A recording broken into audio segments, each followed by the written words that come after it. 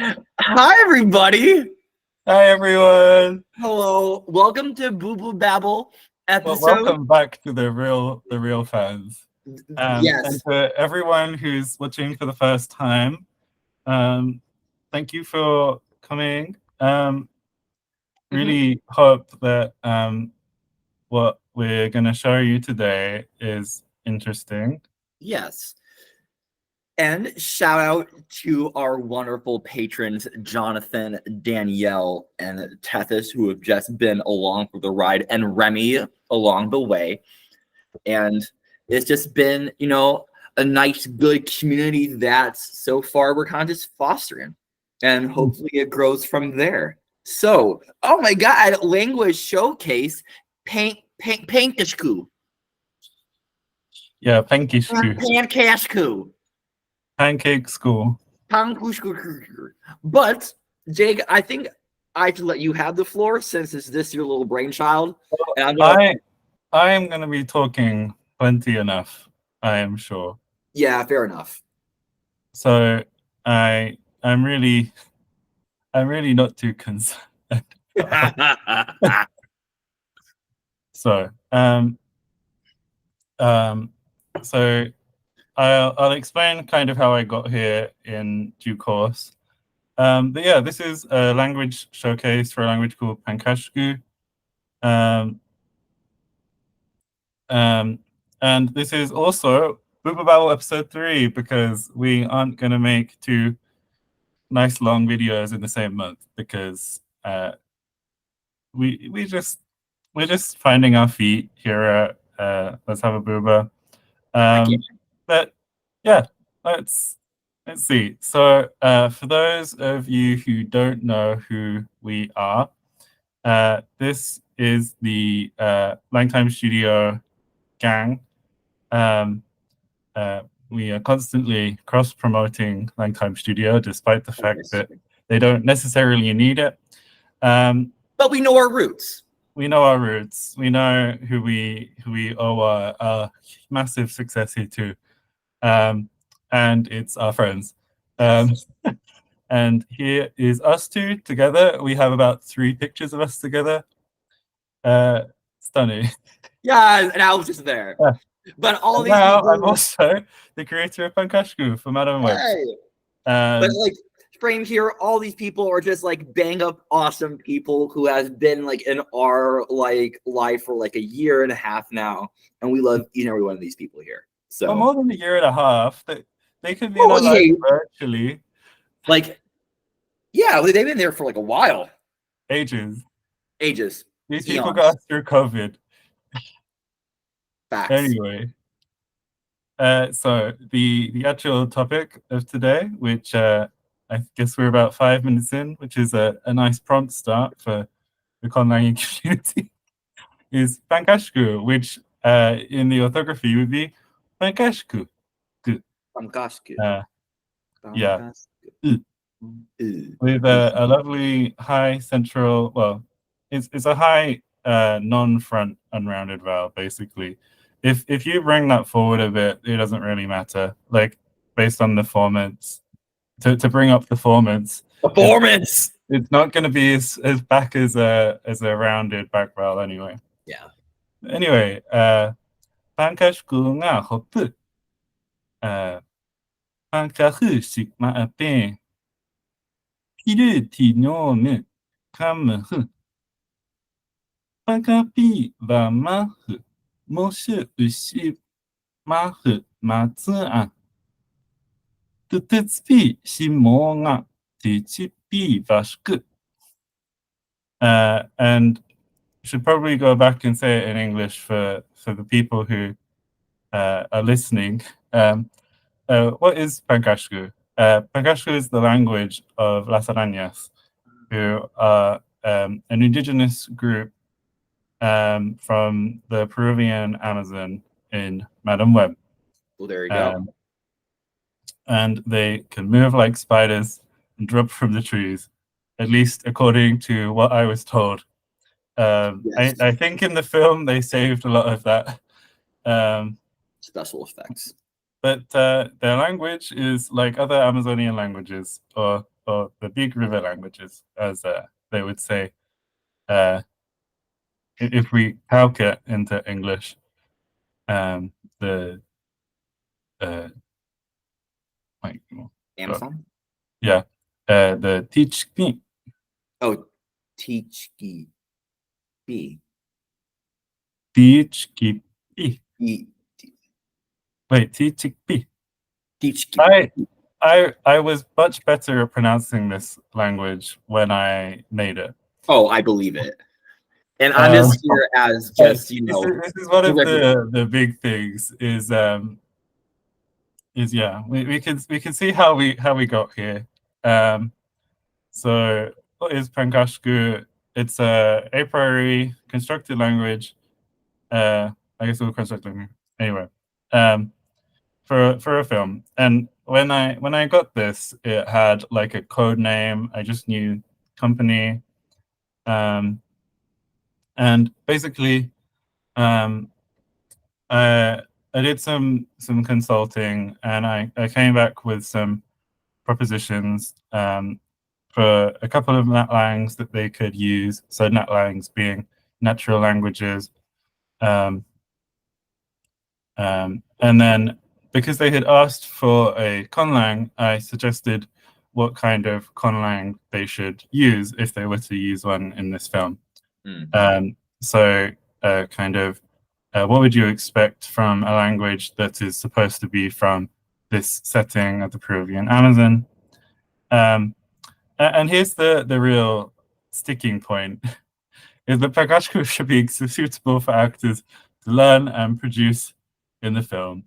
They don't have to learn how the language works, but unfortunately for me, they do have to be able to learn their lines. But also, unfortunately for you, it did not get produced in the film. No, so what happened was my lines were replaced with some English dubbed in, basically with some effects on it, so it sounded like it was kind of coming from someone else's head. Oh well, the kind of the characters' thoughts, whereas I was supposed to what I produced for them was a dialogue, basically. So you can see how they've kind of changed how the film shot those scenes, so they didn't need to use a language other than English. So how did I end up doing this? I really can't stress enough how much I owe to David and Jesse. This was from when I met them in 2022. But without David, like, I wouldn't have got this opportunity. He put me in contact. And Jesse honestly is just such an inspiration. And if any of you haven't watched the Langtime Studio streams, do it for Jesse. Like, if you need someone to inspire you to make a conlang, Jesse's really the person to do it. So yeah, the film ended up being Man and Web. With the stunning line, he was in the Amazon with my mom, researching spiders right before she died. I would say it in general American, but I know that they ain't going to produce that. So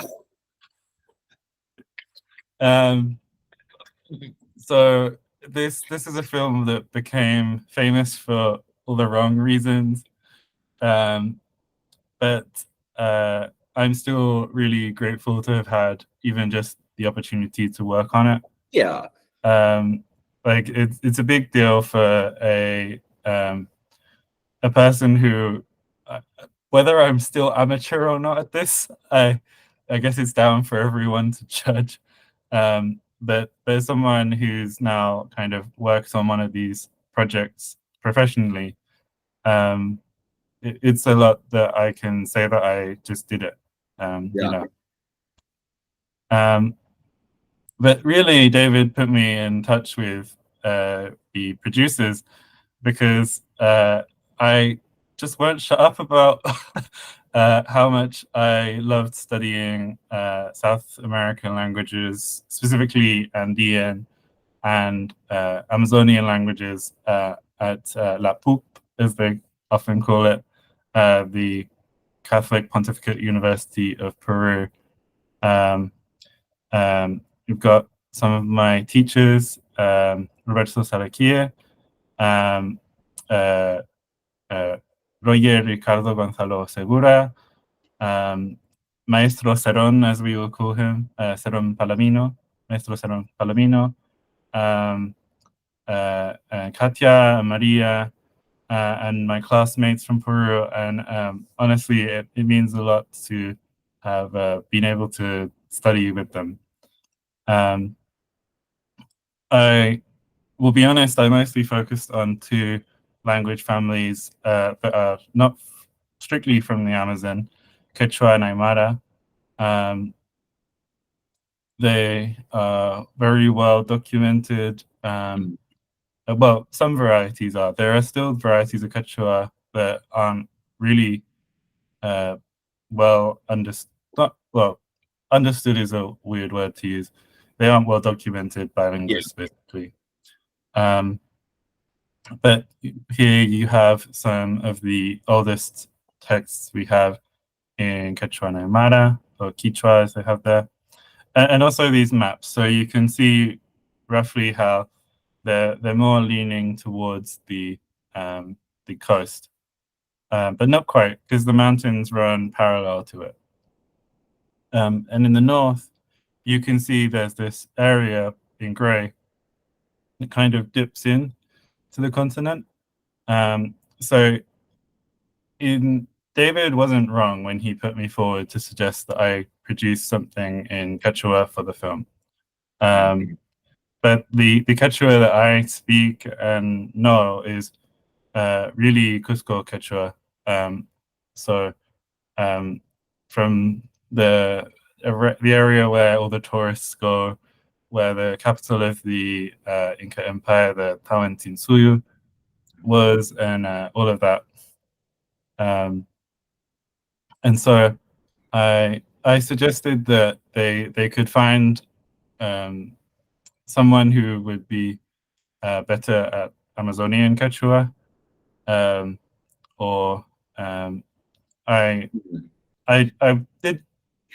At the time, my Quechua was much better, and I could have translated what they wanted from me at the beginning into Quechua. But as I kept going, it became more and more clear that the kind of cultural nuances might be better with a conlang. And certainly that was what the team wanted. And then I also had some lovely training from Roberto in Amazonian languages. So we have a map here of the Amazon basin, and you can see that a significant amount of Peru is actually Amazonian. Yeah, that surprises me a little bit. I just didn't know. It's actually a higher percentage Amazonian than Brazil, for example. Interesting. I can kind of see that a little bit. But obviously, I think something like 90% of the Amazon is in Brazil, though. Brazil's just huge, you know. Brazil is massive, yeah. Yeah. And Amazonian languages, they are defined roughly through this geographical boundary. Although typically, can you see my cursor? I cannot see your cursor. Okay. Well, what you can't see on here, but you can see on the map to the other side. Oh, wait, I can see it. I saw it. Oh. Where is it? When I move it? Yeah, I see it. It's just the white on the white was too hard to see. Oh, okay. Well, I'll move it out of the way for now. Okay. So you see this pink color on the map of Peru? I see it. This salmon-y color. So this is Quechua. And you can see that it's the language with probably the largest population, or the language family. But I think it's all counted the same on here. Yeah. And it has this wide range, and there's lots of Quechua in the Amazon as well, up in the north. But all of these other colors are individual languages that are spoken by Amazonian cultures. In Peru, they will often call them comunidades originales, so the original communities. If I'm remembering that correctly. Yeah, because it says lenguas originarias, so I'm assuming that's the same kind of term. Yeah. And there's really a huge diversity of languages in the Peruvian Amazon and the Amazon in general. Love diversity. So I just wanted to say Pirupa Yatachich ni Kunaman Supaikitich, which is thank you to my teachers in Peru. But I thought I would use Quechua as an example of what Peruvian languages, that is not a language area. It's not even necessarily the best comparison I could make, but as one of the languages with the most official recognition in Peru, I thought I would use that as an example. So you can see in the word for teacher, which I have, it starts with yacha. The Quechua, it's usually considered a polysynthetic language. Some people, sorry?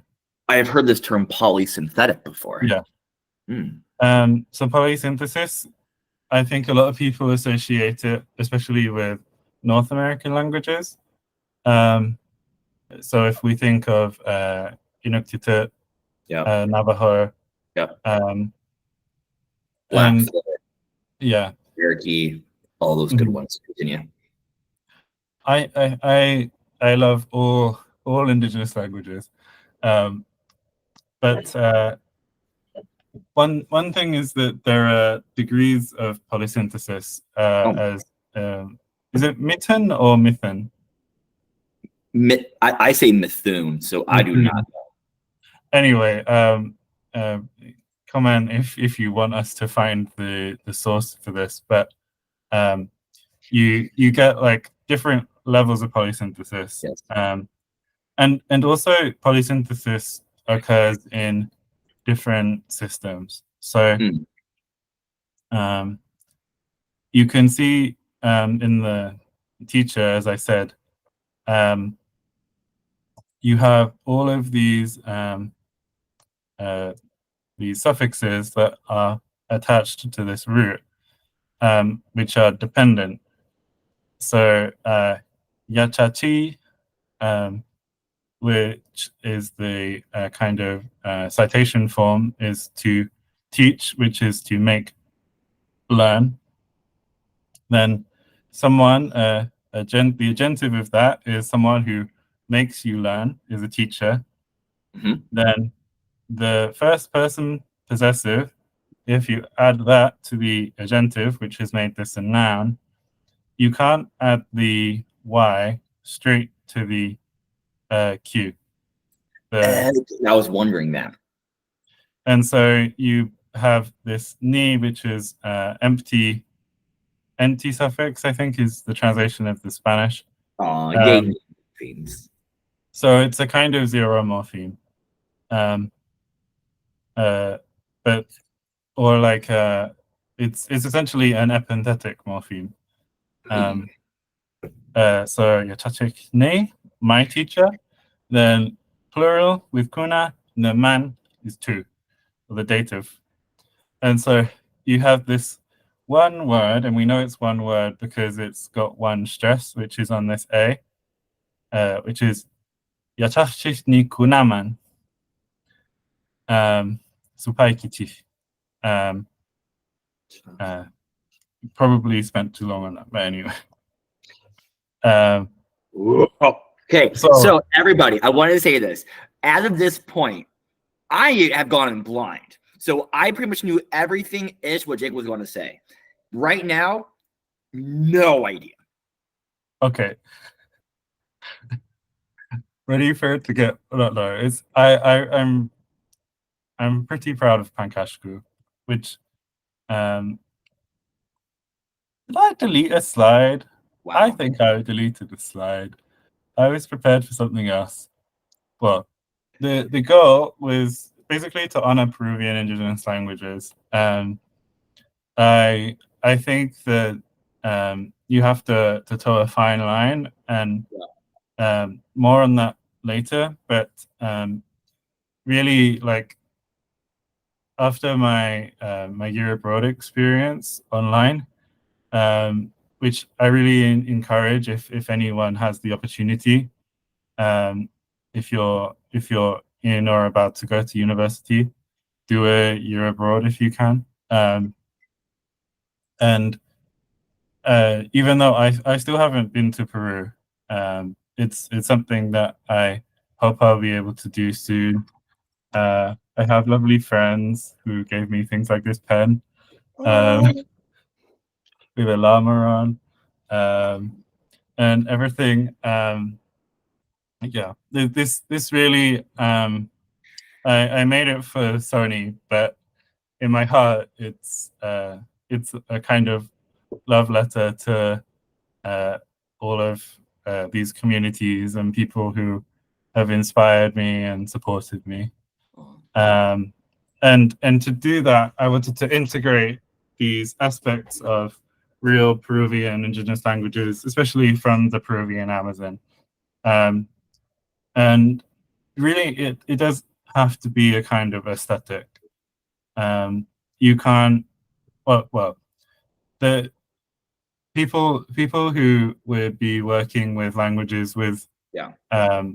better attested proto languages, for example, it would be possible to create perhaps a, a kind of a posteriori Arawakan language, for example. But you would have to have so much detail, and also um, as someone um, who is like just a random white British person, like I felt I would rather mess with a language I've made myself than mess with someone else's, you know? Yeah, which is very fair. Um, so to get this aesthetic, phonology is really important because um, I've seen in some literature it described as a fictional language, in that this is a language that's going to be made for a work of fiction.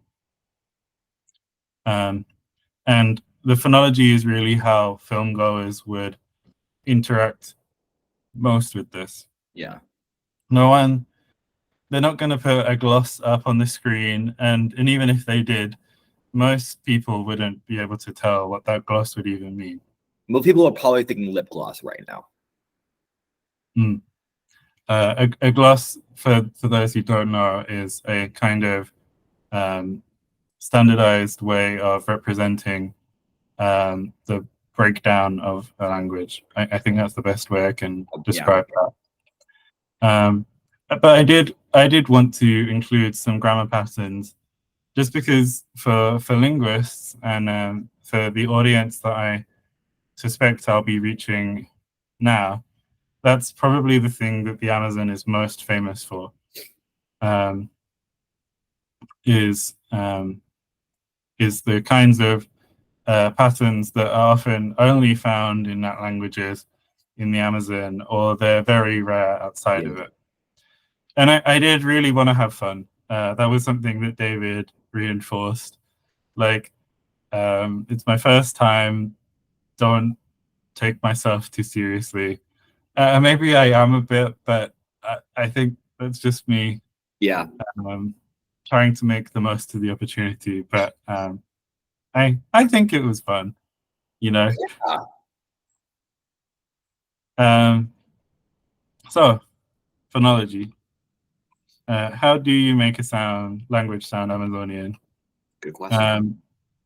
So one of the things that I learned was that there's this really a distinction between Andean and Amazonian spheres in South American languages.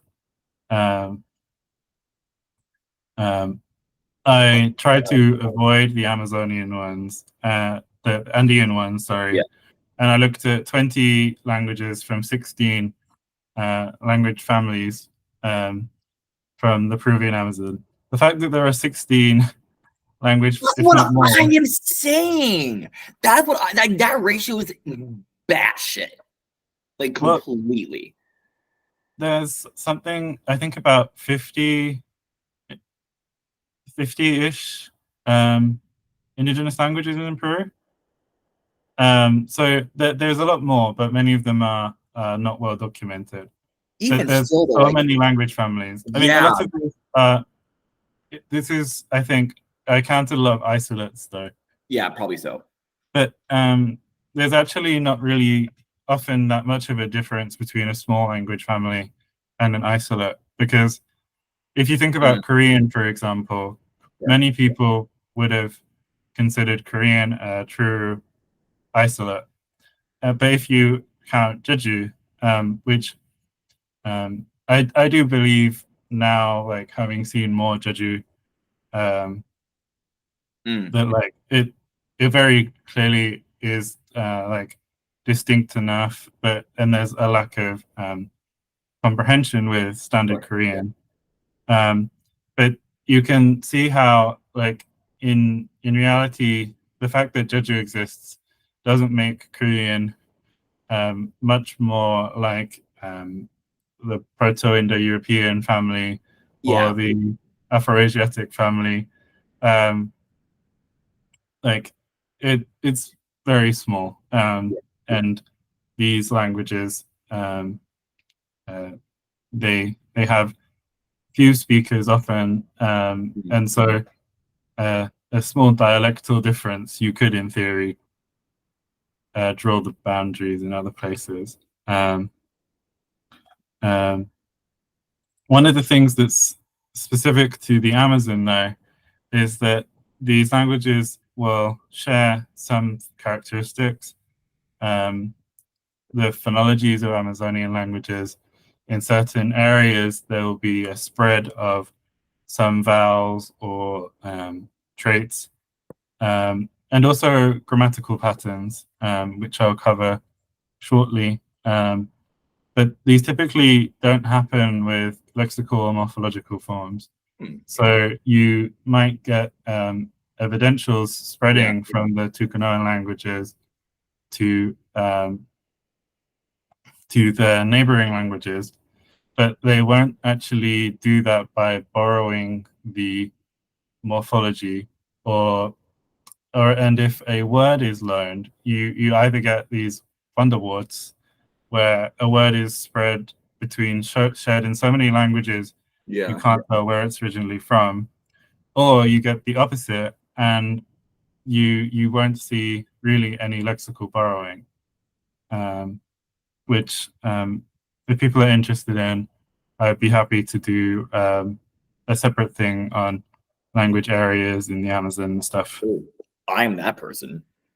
But yeah, in practice, the diversity of Amazonian languages means it's only useful to distinguish non-Andean phonemes or phonetic sounds statistically. And this is taken from one of their papers.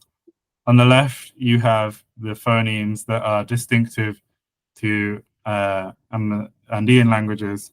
You've got the aspiration, the ejectives, these the palatal nasal.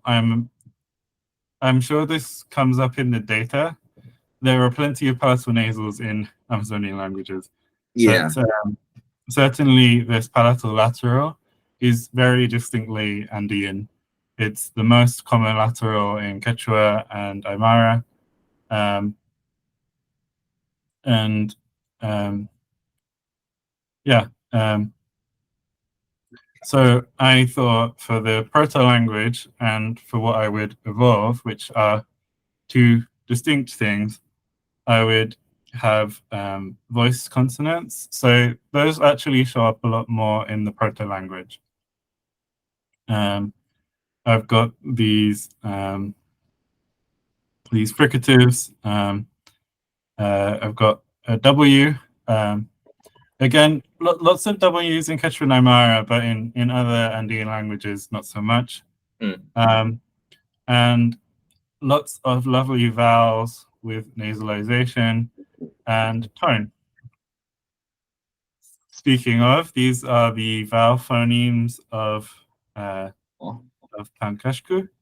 I don't really feel the need to read them out. The main thing to point out is, for example, this long mid that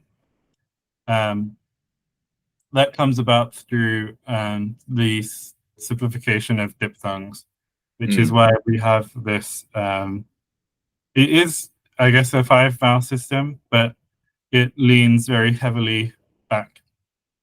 And we have the very distinctive back, high, and rounded vowel.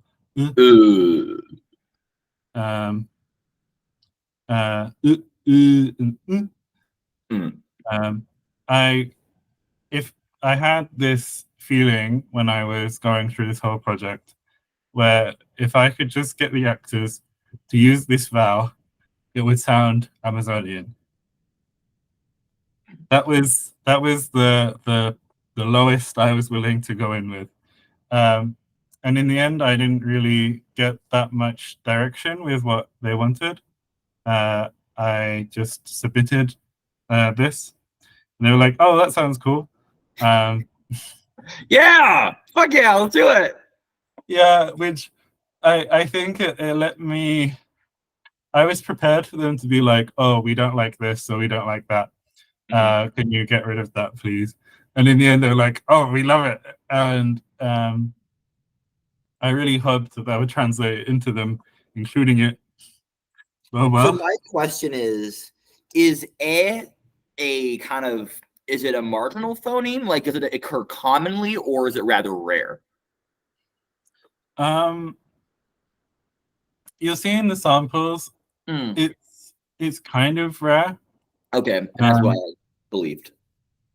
Like, I definitely think I ended up emphasizing the kind of E-A vowels a lot. And I did end up with quite a lot of long O, which I know David always says to avoid, because if your actor speaks English as their first language, they're always going to see O and think ooh. Oh, that was ooh. But to be honest, in this system, that wouldn't have been that big of an issue, because as long as the vowel is rounded and back, like the height isn't. There are other things that are differentiating these vowels, you know? Oh, yeah. But I mean, the actors were liable to mistake the U's as well, so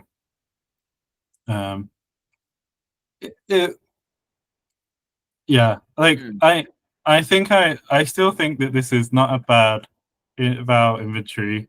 Oh, no. But yeah.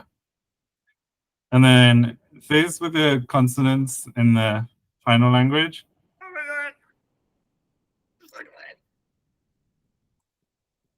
I like it. So,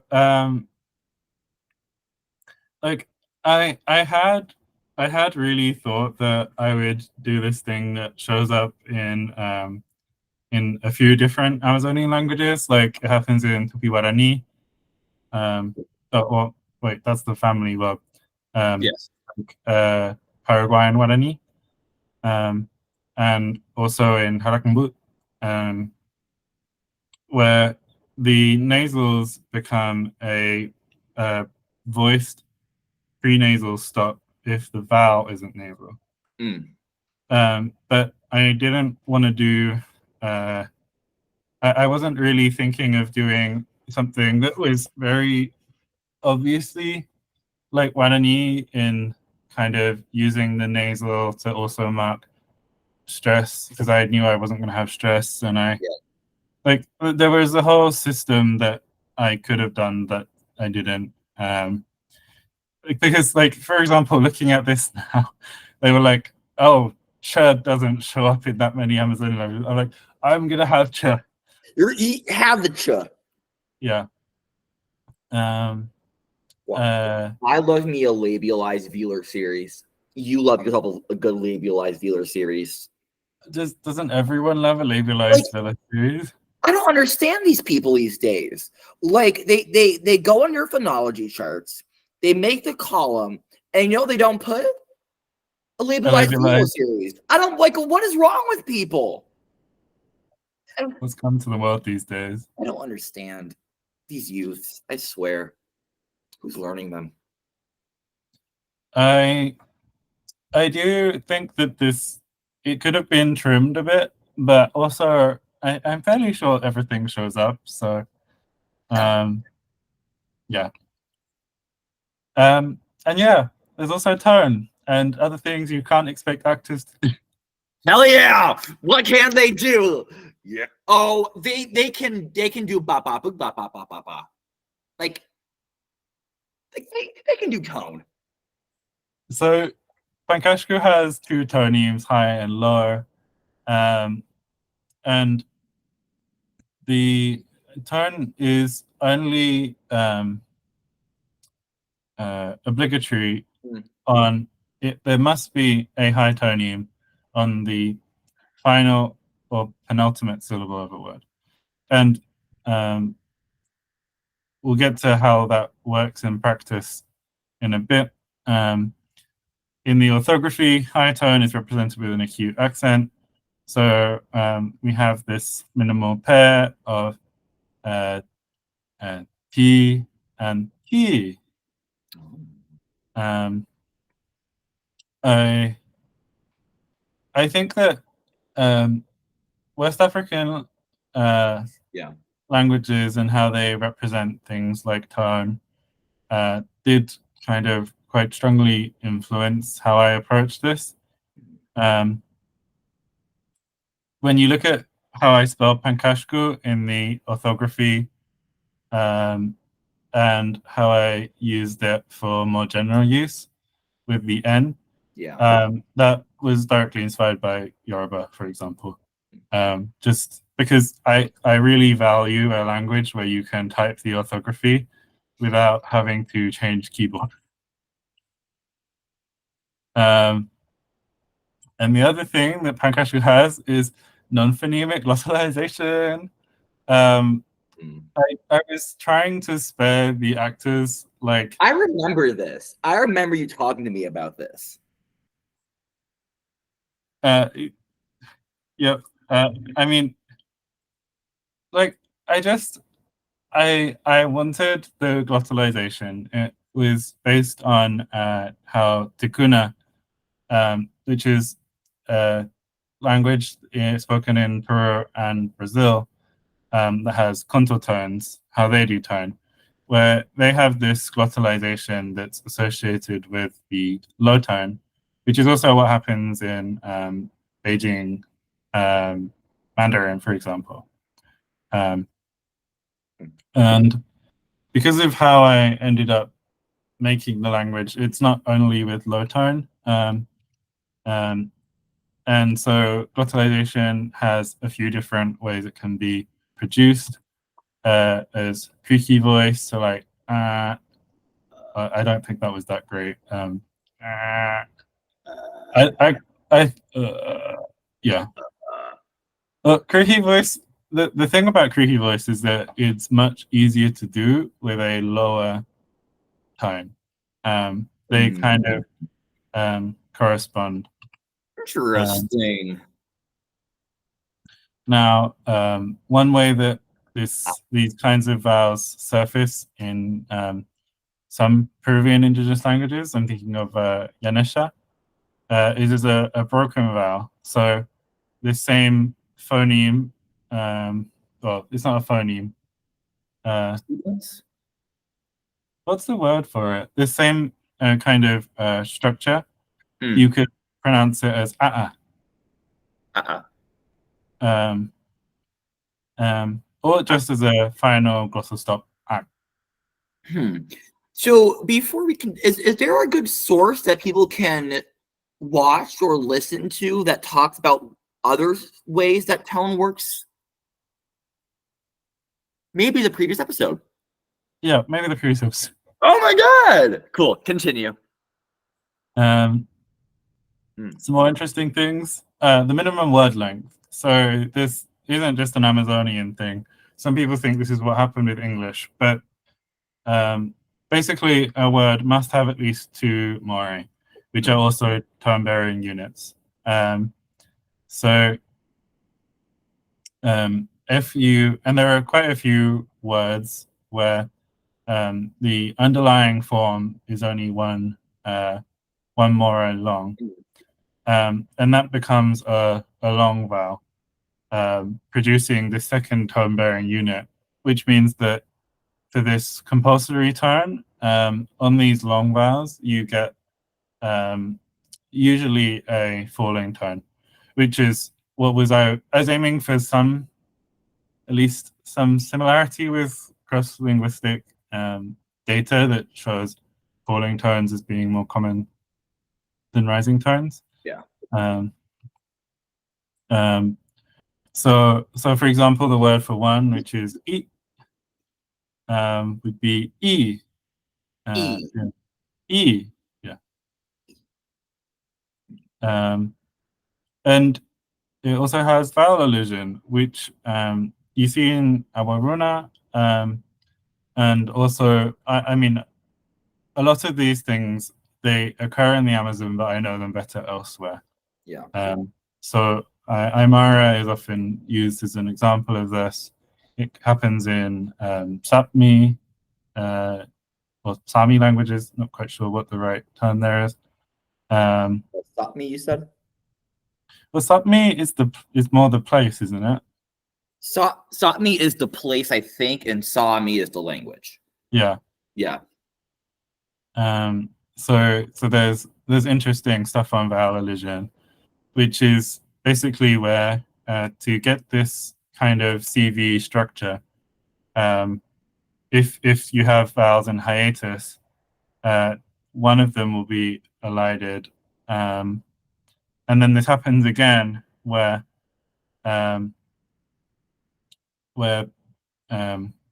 in towards the end of the time frame, more vowels are lost, which produces these clusters. I've read a lot about tone in Bora, and one of the things that happens is that you have a bunch of these morphemes that, sorry, David, where when you have these affixes, they will affect the tone of a preceding word rather than the tone being directly attached to the syllable. And so I thought if I had this vowel elision producing the CCV forms, and the coders are typically going to be weaker than the initials, I would get this kind of pattern where lots of things would be affecting what came before, which is also kind of what you might expect from a so-called polysynthetic language, you know? But yeah, it's produced some quite unstable forms. If you can imagine that not only are the vowels liable to get lost, but also the consonant. So yeah, we'll just show some examples from our runa. I have my Awaruna grammar here. Yeah. Oh my gosh. Oh, I have my Bora grammar. Oh, I'm so excited. And this is from the library, but I have my teacher's grammar of Krakataibo out as well. Oh, I don't know if that will show up very well on camera. it did show up very well, and I want people to understand how cool that is. in general. I think that's like, because like people behind me, this bookshelf has been here forever. These two books are my Tlingit and Arapaho grammars. So it's like, here we go. Yeah.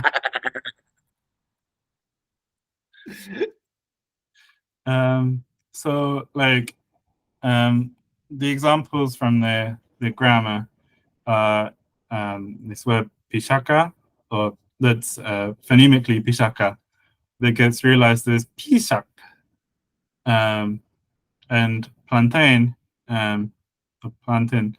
Don't want to wade into that war. It has this lexical high tone on the second a. So pampa stays as pampa, rather than pam or pam, I guess, which is because these vowels are preserved. And you can see how this kind of works in practice by adding the accusative marker, the clitic. So pishakana becomes pishakan. So you can see this tone moving forward. But plantain, because of the lexical high tone, it actually, the pattern stays. So it's pampan.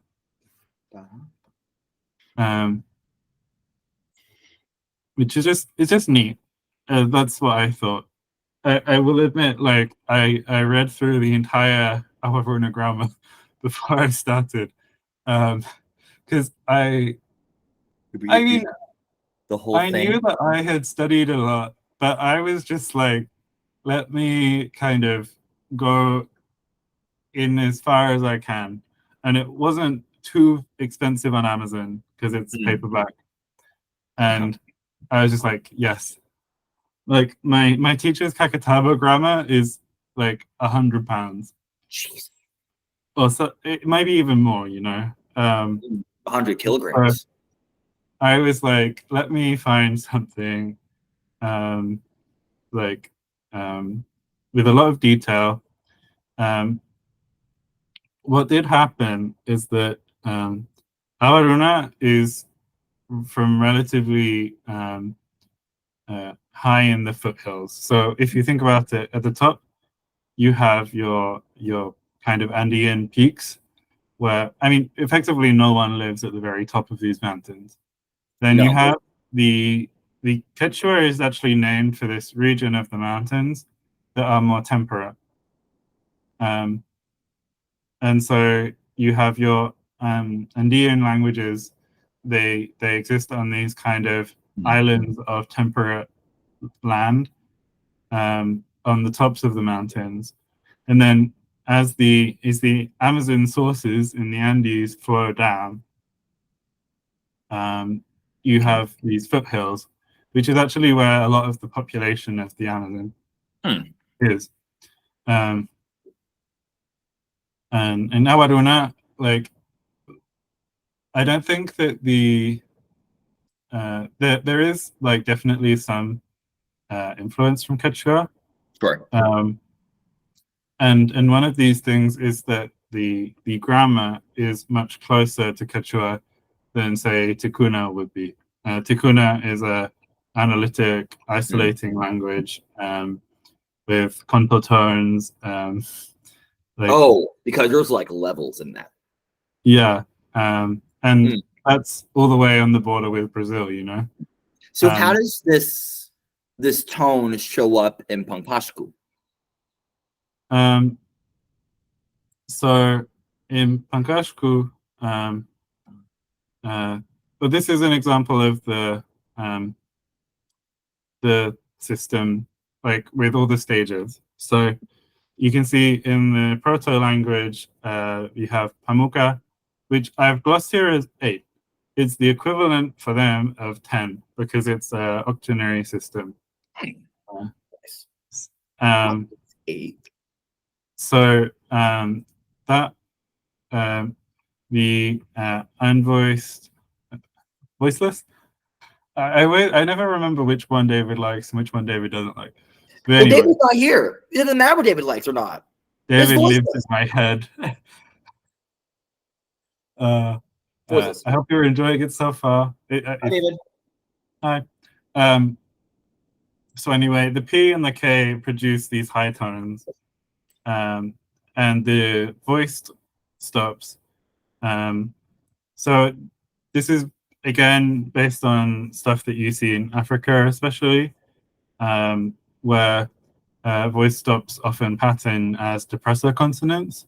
Yep. So at this stage, the in Shigu, this U vowel is never going to be high tone. She can never. Unless you have, for example, like a form, if you can imagine, like gu gu, where if it has to be high tone, it will take on the high tone. Yeah.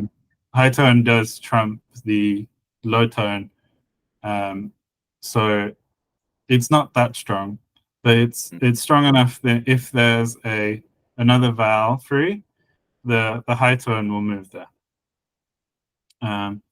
So you can see how the name of the language came. A became the word for spider, and shigu, drum, became the word for language. So the tonal languages in the Amazon, similarly to tonal languages in, I think, West Africa especially, Probably. they have talking drums where you can use the tone of the drums to emulate the sound of human speech. And spiders also will typically communicate through vibrations. So I thought this idea of drumming was like a really neat way to kind of combine some Amazonian culture with some kind of arachnid features. So yeah, and then you have what would be like a noun compound, Yeah. Pankashku, and then becomes Pankashku. Pankashku. Pankashku. Yeah. Oh my God, David! Look, classifiers. Classify. Yes, classifiers. Slay con. Yes. So the classifiers are used a lot because they do end up being required to be marked on verbs. For example, I think avocado is something that you see in other examples of Amazonian languages, but I took the idea. So moti would just be an avocado in an unclassified way. Oh. And what's hard is if you don't, I don't think if you speak a language that doesn't have this kind of feature, you would necessarily accept that if you say avocado without specifying what kind of thing, that it's broad enough to just mean that in general, you know? Maybe I'm underestimating the capabilities of our viewers, but if you say lemon, for example, you instantly, for me, think of the fruit. I think of the drag queen. You'd have to say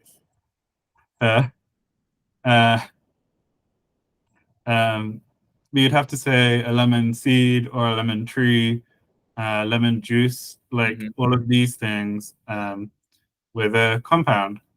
And what these classifiers allow you to do is take certain forms and shapes and use them to derive stuff.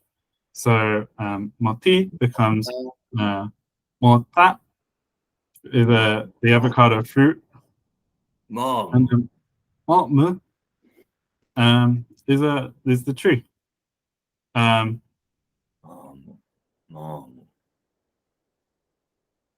And then, are you trying to do a creaky voice with a high tone? I am. It's not that you can't do it, but like linguistically speaking, you're gonna find it really hard. I would just Oh, suggest you mo, mo, ma'amu, mo. Yeah, ma'amu, or mo. ma'amu. Yeah. Morta is easier. Morta. Well, I guess it's got the with ma'amu, you have the voiced the sonorant there, you know. Yeah, that helps a little bit. I thought it helps. Yeah, because it's like you could because like it helps me continue it. So it's like mo, mo. I That don't know. sounds more like breathy voice to me. Anywho, Anyway,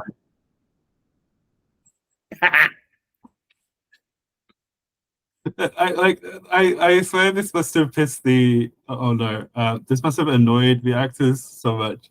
Like mm, um I really threw them in the deep end because no one told me not to do it. Other than the lovely David and Jesse who have always been like don't do this. please Um, don't. Mm. like I mean apostrophes are notoriously ignorable for people, you know. Yes, Um, it gives high fantasy, quite so sometimes. yeah.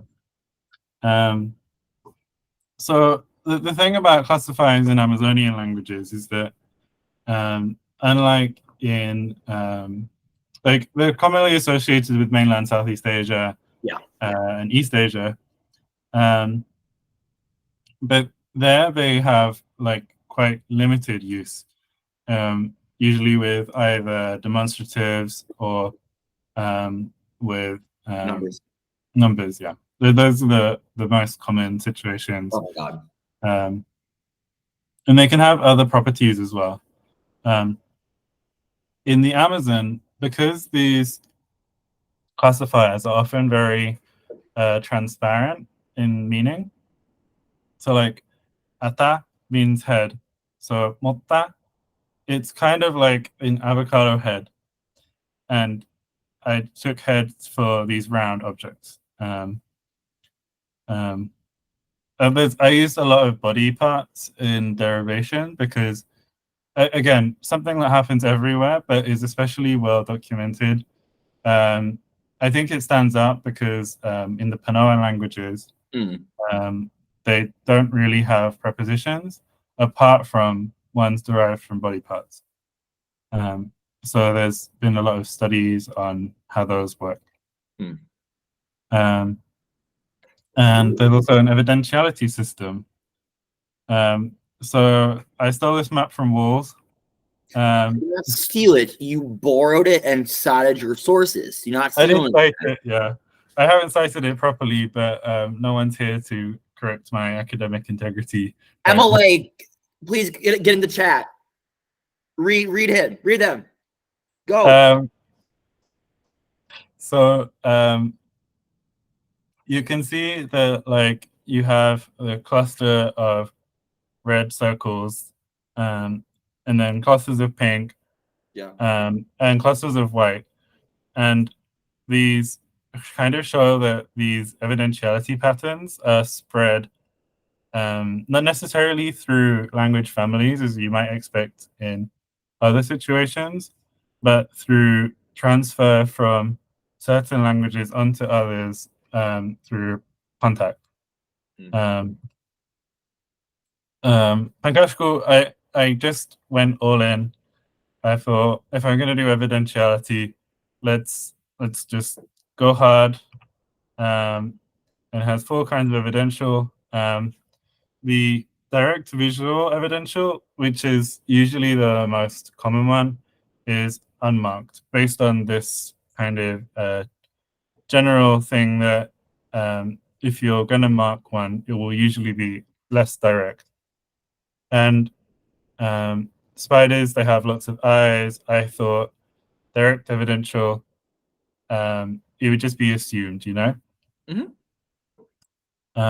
However, um, I did end up drawing on this thing in Quechua, which is that if you have a question, you are essentially forced to use an evidential marker in response. Mm. So this direct non-visual pair, which is where most of the air comes up through this, I think, from a historical pi, I think. That tracks. So, like, this was really a play on Spidey senses.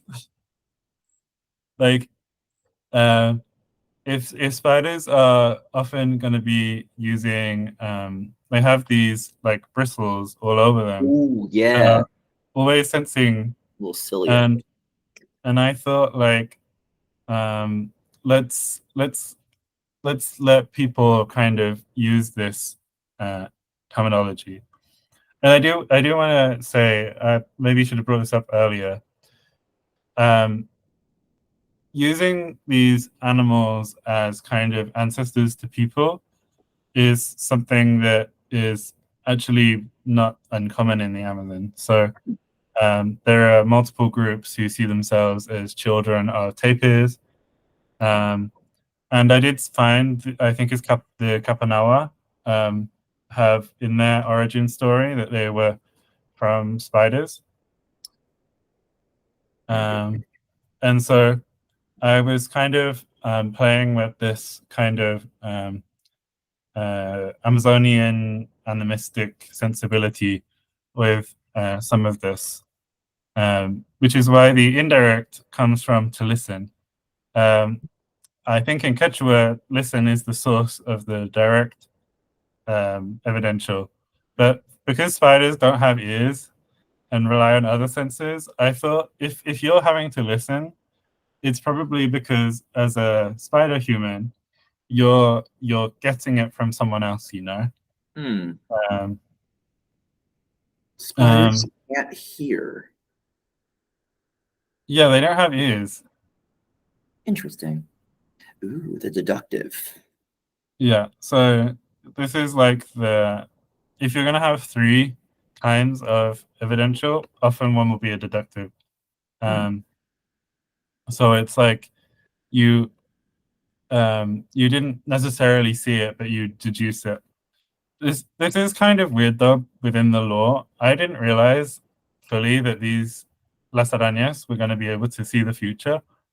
So if you can see the future, maybe you would be aware of things, and you might also like be able to say maybe if I was redoing this, yeah, you could have like an evidential, which is I saw it in a vision, guys. Like, yeah. believe me.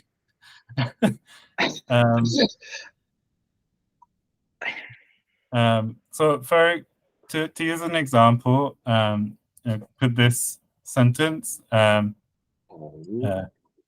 owu kapı, owu katı. But the vowels are the same, and they use owu kapı. I do know the W, not W, yeah, W, the W into the Yeah, is that's a bit hard. weird, yeah. Yeah. Yeah. Who cares? We care. We care, but we don't care what we do. Anyway, already running over. Anyway, I did want to like think at this. Well, first of all, let's have a little pause for if you want to have any questions, and then we can carry on with the. Am I the anyone with questions? You're the only one with questions. Yay! Right? Oh my god, I'm so excited. I'm gonna go. My questions are so. Of course I'm a classifier person. I just wanted like to just curious about like how, because the classifiers are being marked on the verb, so you have your pro drop kind of thing. It's marking the subject of the action, the object of the action? Is your polypersonal?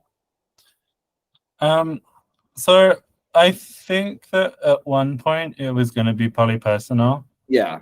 And then I realized that I didn't have any transitive verbs in what I had been asked to produce. Oh. And Like I, at all? what, Like at all? At all? in what I had to translate, there were no transitive verbs. Interesting. Okay. Um, so I just didn't think too much about it, if I'm being honest. Well, I mean, if you didn't have to think about it, then yeah, no, I hear you on that. So um,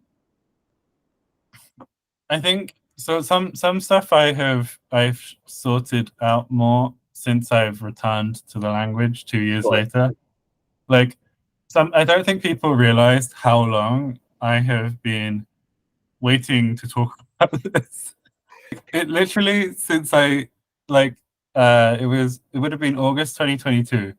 Yeah. So it is more like a year and a half, I guess, ish. Yeah. But No, year and a half, probably year and a yeah, quarter. Dang. 2022. That's wild to me. Yeah. Because like I remember like it was just like not doing like the release was just being pushed and everything. I remember because the strike, right? It was the writer's strike. Like, yeah. I mean, uh,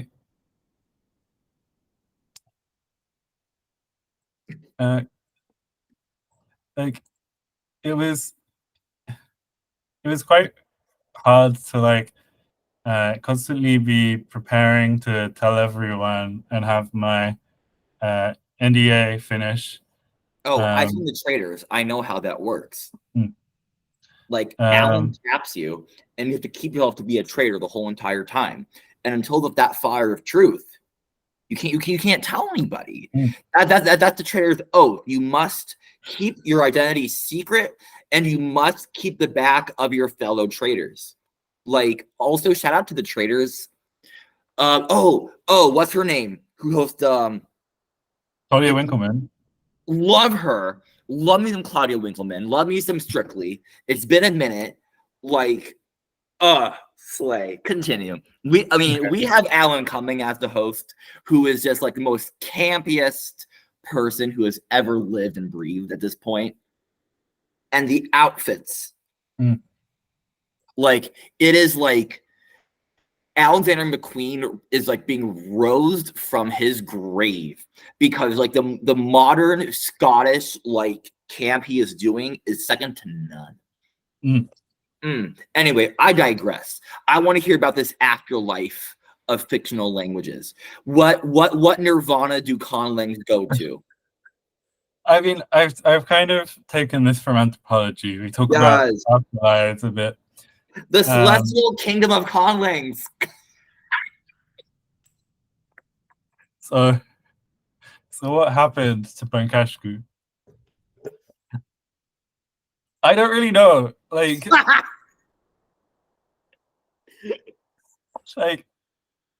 I was at the point of like helping the actors with their lines, and then it disappeared.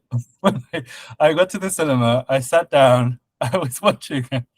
I was like, it's coming any minute. Here we Like, go. and it was literally like a third of the way in that I realized, and I was just like, hmm. It was so frustrating. I think got more to say. Like I I went with one of my friends and we just looked at each other like, yeah, that's where I was supposed to be.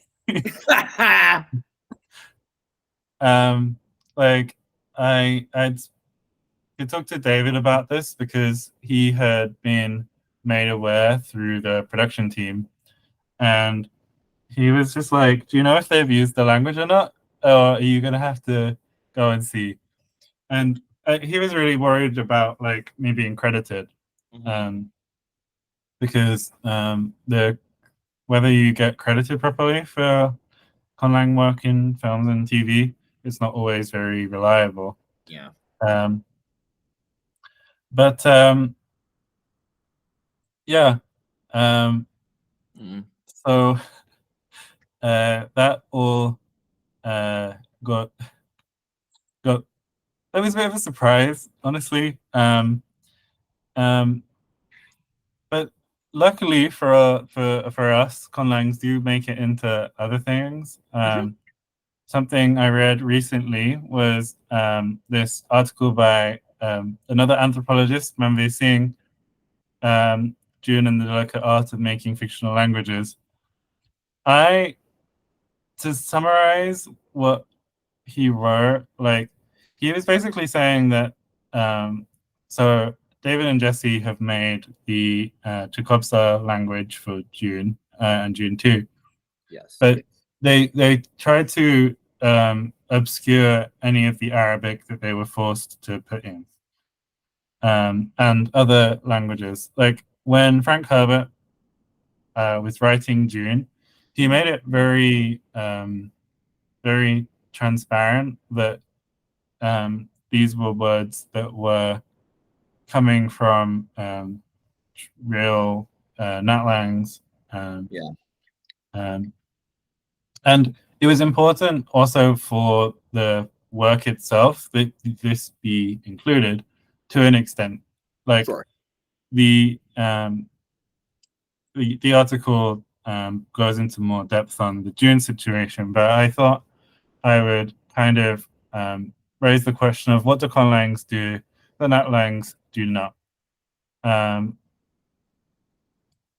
and thinking specifically about kind of indigenous representation in film, um, in some ways it's kind of sad that, at least for me and other people with connections to like living indigenous groups, that something like Avatar and Navi will be watched a lot more than uh, cinema in indigenous languages, Yeah. um, like Willa Perka, which is the most watched Quechua language film to date, from Peru, about a boy who runs a cinema in his town. Oh, I've never heard of this.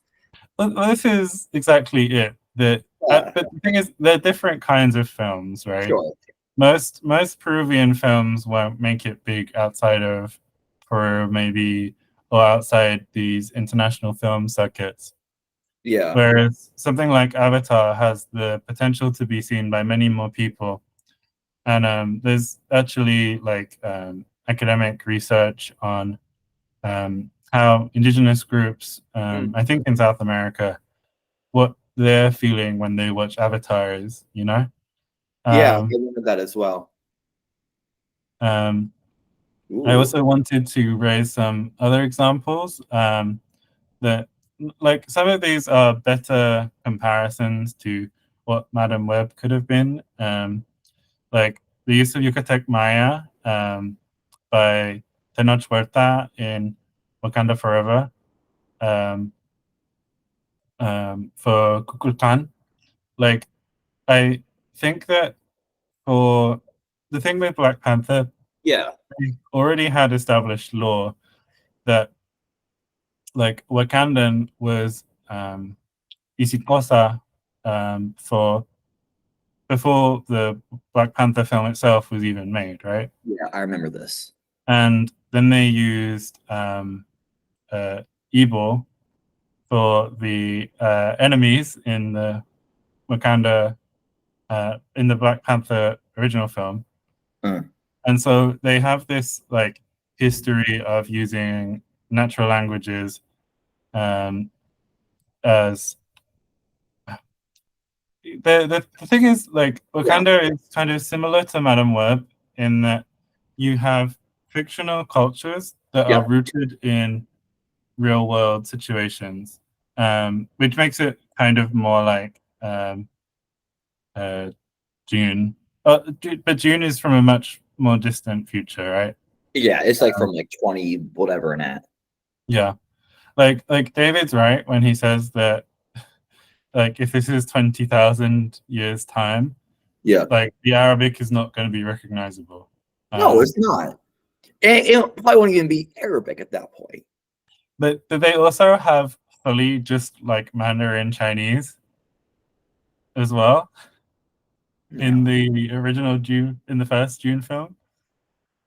What? Wait, really? Yeah, there's a section where Wait, in the David Lynch version, or in like no, the no, Timothée sorry, Chalamet version? in the first Denis Villeneuve. Oh, interesting. Okay, fair Yeah. enough then.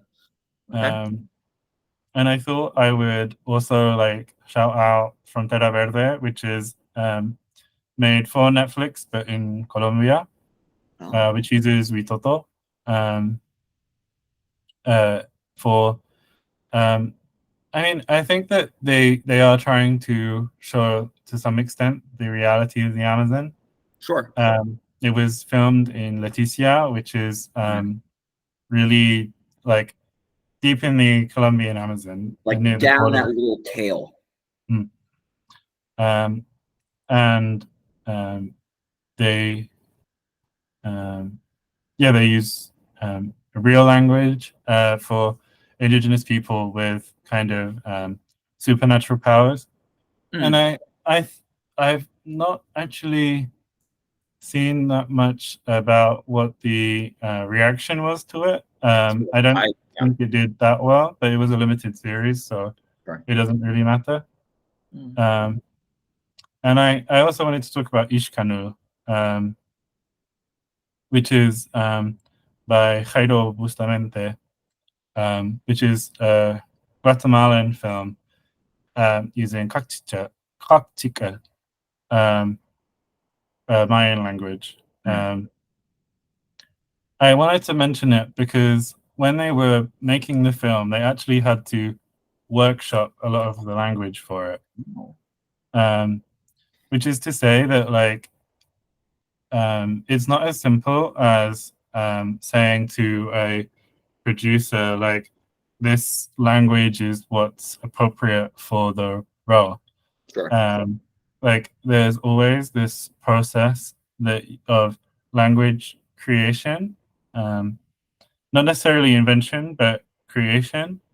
where they're gonna have to think about how would a Kaktika person say this, and it's true for any translation. Yeah, I mean, if you're subtitling, if you've ever subtitled anything, you know, like you have to be really conscious of that word economy. absolutely. Um, um, but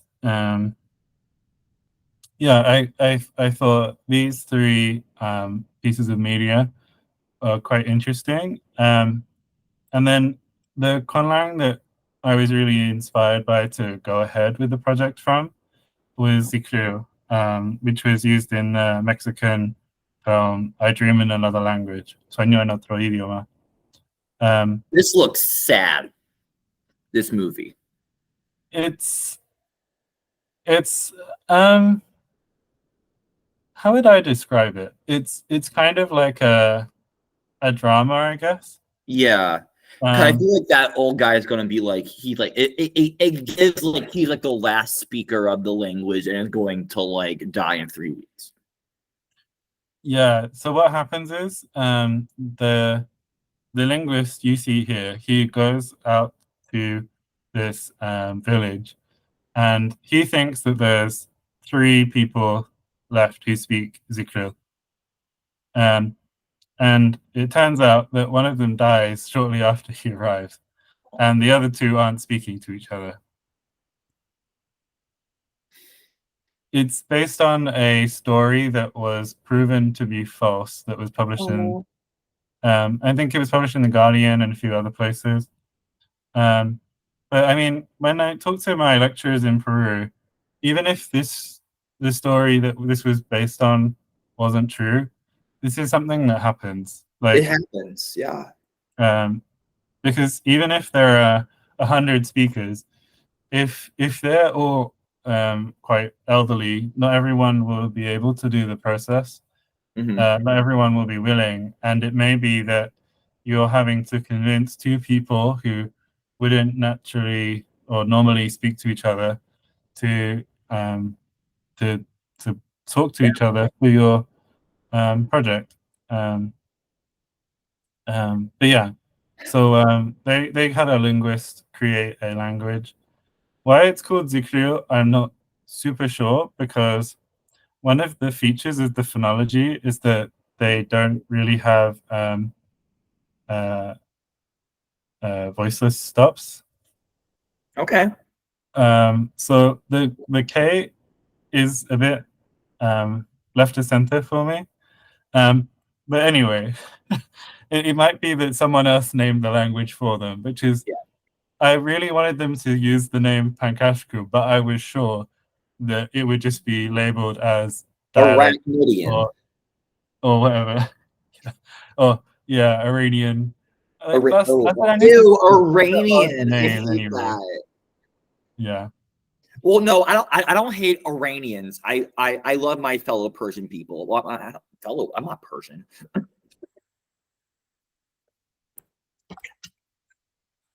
So like, would Pankashku have saved Modern Web? Absolutely. Yes, it would. Probably. No, don't believe that for a second. You could have turned this around. You could have made a box office hit. Like at some point, Yeah. like when all the pieces kind of clicked together, I just thought maybe this isn't gonna go too well. Like I really hoped that things would turn out okay. But kind of from the point that I was talking to the actor, I was like, maybe I shouldn't have done this. Well, not that I shouldn't have done it, but Yeah. like I think that there must be films where they're a lot more excited to use the language. I mean, David says that actors learn lines to different degrees, but ultimately it won't just be the actors, it'll be the production have decided not to use it. So I thought I'd close with Askonga 자꾸 칸이 요튼 곳으로 디노미 바까 또이 번스노로 something like that. Cornusro asrotat tunuska which is what? Yeah. So yeah, the classic line. Yes. He was in that rainforest with my mom when she was researching spiders. She died. I mean, they didn't even use this in the final cut, you know. But yeah, thank you for listening. Tiratutsu nimu gao. So yeah. Yay! So that was our little showcase. We're still recording, I believe. Any final points that you have for the viewers at home? I think I said, if anything, too much. But yeah. No, like I'm really grateful to everyone who has taught me about Amazonian languages, and I'm really grateful to everyone who had to come together to give me the opportunity. And yeah, I hope that I get another chance, really. Yeah. Well, I hope we have another Bouba another time. Well, we will. We definitely will, and we hope you are there, our little boobles. So, yes. Goodbye. Enjoy your whatever time it is you're watching this, and we shall see you in the next life. Bye there. Next life?